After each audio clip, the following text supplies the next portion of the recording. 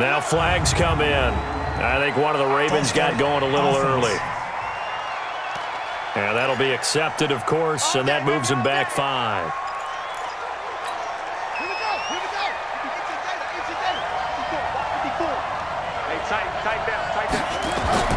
Throwing is Jackson. And that is incomplete. He couldn't hold on through the contact. Brings up second down. The beauty of being able to play a zone defense when you can sit back and see the ball coming out of the quarterback's hands, guess what? Creates a lot of confusion, kind of a muddle in the middle of the field where you can go make a play on the football.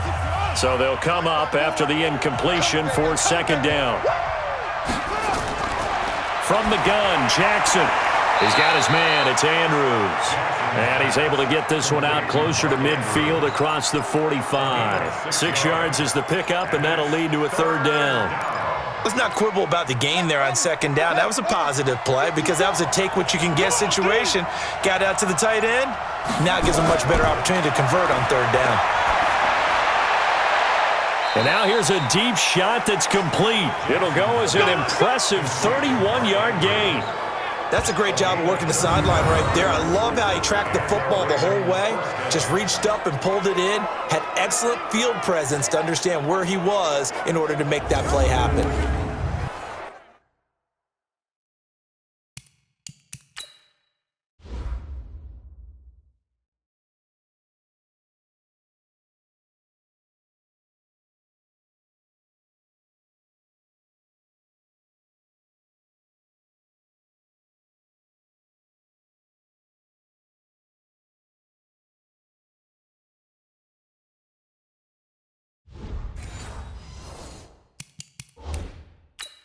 And on this challenge, the refs have to take a peek and see whether or not the receiver was able to dot the I with both feet, while making sure that he possesses the football all the way through the catch.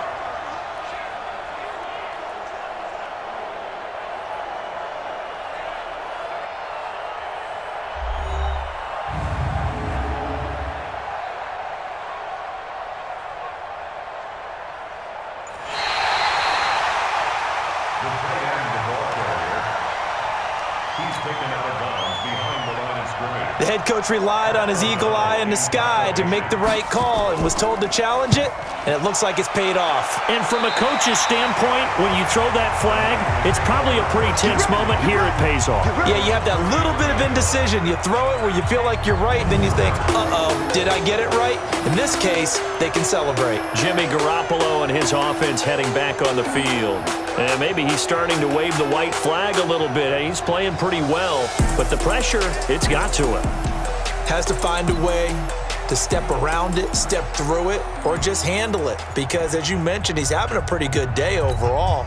Just the hits keep coming and taking those sacks. That's not the way that they want to finish a ball game with their quarterback on the ground so much. He'd like to stay upright. When he's been upright, he's been pretty good.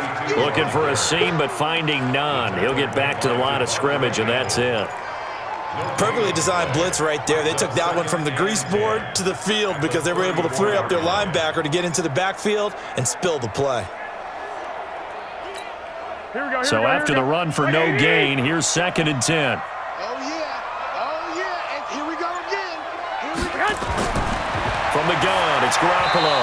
And that one got tipped, kind of threw everything off. It brings up 3rd. Really nice play by the guys on the defensive side of the ball, but for the guys on the offensive line, they're doing a nice job of trying to protect their passer. But when a guy hops in the air and goes airborne to try and knock one away, it's difficult because you can't reach out and grab him. That'll be a holding penalty. So all you're trying to do is make some type of a play on him, make some type of contact to try and get his arms out of the sky. So much about offense is what you call hidden yardage. You know, you throw the ball to someone, they catch it, and then they can make a big play. You know, they create a play, run after catch. They did a really nice job there of limiting that and keeping him from a first down. Yeah, stopped him in his tracks.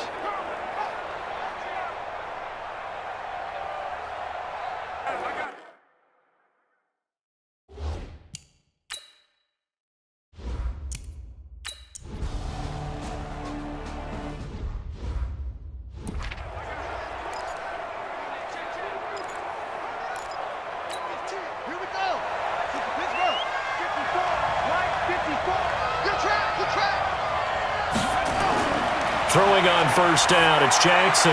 Got his man complete over the middle. That's Andrews. And he gets this one just shy of the 40, down at the 39. The drive starting play, a good one. Give him 19.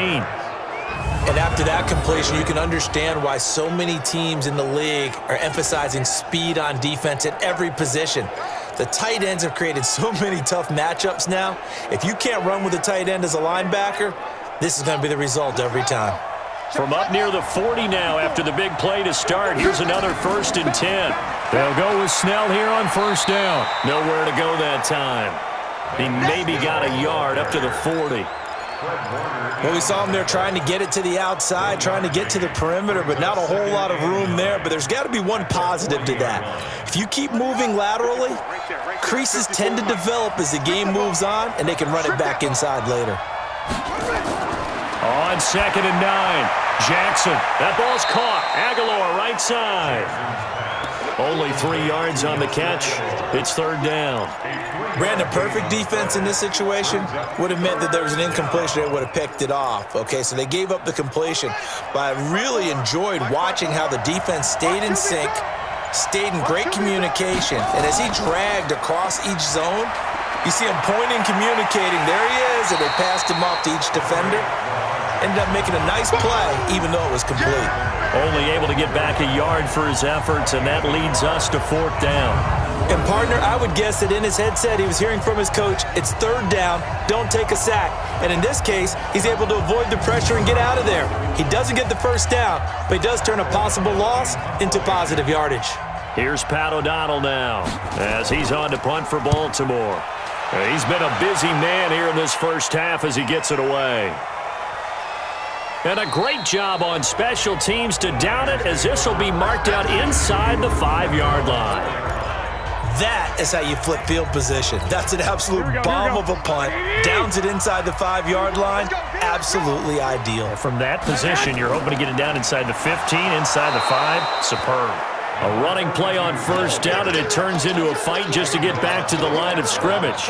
No gain on the play there. 2nd down.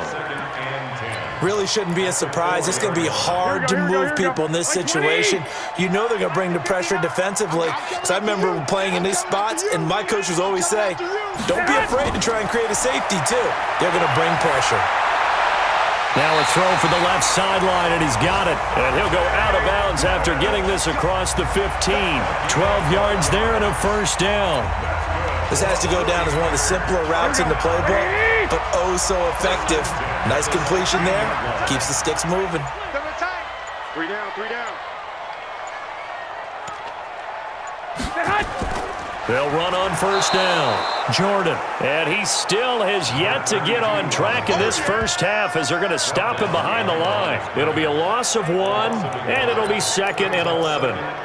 Another example right there how this defense really is winning the entire game at the point of attack. Yeah, right there at the line of scrimmage, because they are dominating it. It allows their interior guys to get upfield and spill into the backfield.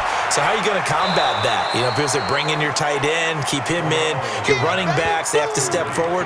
Bottom line, your offensive line has to block them first to give yourself a chance. Need something from deep in the bag of tricks here after 1st and 2nd down went backwards. It's 3rd and very long. Looking to throw, Garoppolo. The tight end, Kittle, has it on the left side. And they work this out past the 25. The 21 yards there as they convert on 3rd.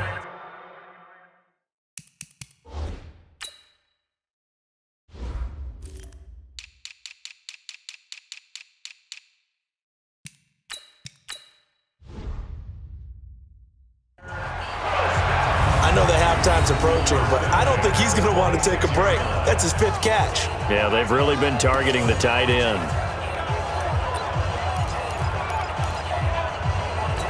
Here we go. Garoppolo now, 11 of 15 through the air. Here's 1st and 10. Working from the gun, Garoppolo. This one taken in by the former Baylor Bear, Jalen Hurd. And he's taken down, but able to slip across the 35. Another strong gain on the last 2 plays. They've moved it a combined 33 yards. That was a nicely run slant route, and what the receiver's trying to do is make the defender think he's going upfield for a deeper route and then breaks it off, usually after about 3 to 4 steps, and cuts towards the middle of the field. And now what he's trying to do is use his body to keep the defender away from the football and give the quarterback a really nice target. And he'll be brought down. Oh, that's a face mask. Certainly looked like it. Indeed, here come the flags. Defense. Well, we looked at each other right away. We knew that flag was coming out. And I always enjoy the conversation post, because officials always tell you, I don't want to throw the flag, but you caused the play. You did it. I had to. And now it's 1st and 10. A big mistake, especially when you factor in the personal foul yardage.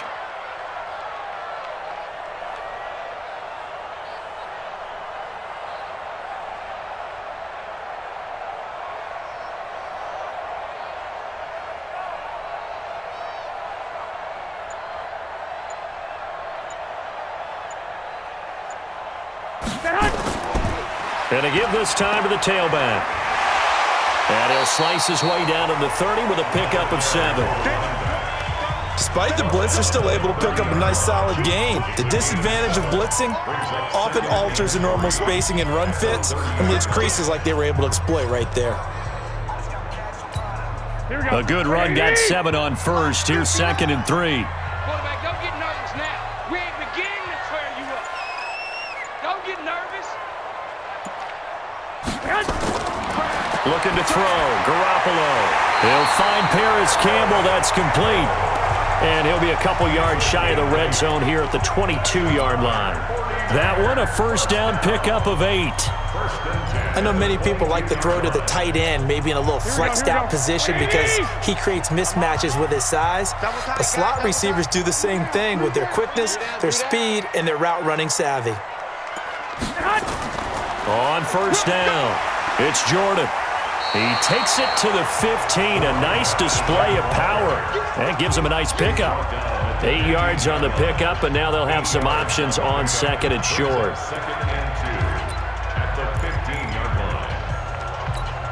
8 yards the tally on that first down run. Here's 2nd and 2.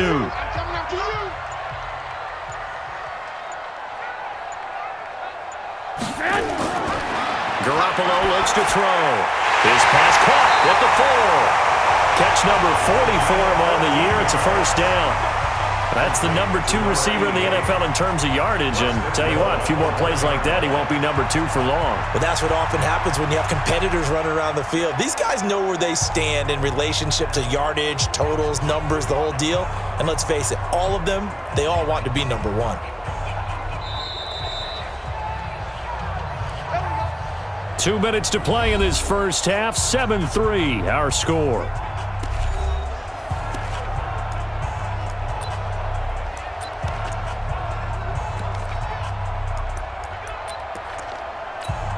And we remind you, coming up at the half, we'll join who, Charles? The coach. The coach, Jonathan Coachman, standing by in Orlando. He'll have stats and scores from games in progress, as well as scores from earlier today. The coach. Sorry, we get slap happy up here sometimes. Now a throw to the end zone on first down, but it winds up incomplete. Another shot from the 1 on 2nd and goal. Watch time, watch time. Garoppolo now to the goal line, but it's incomplete.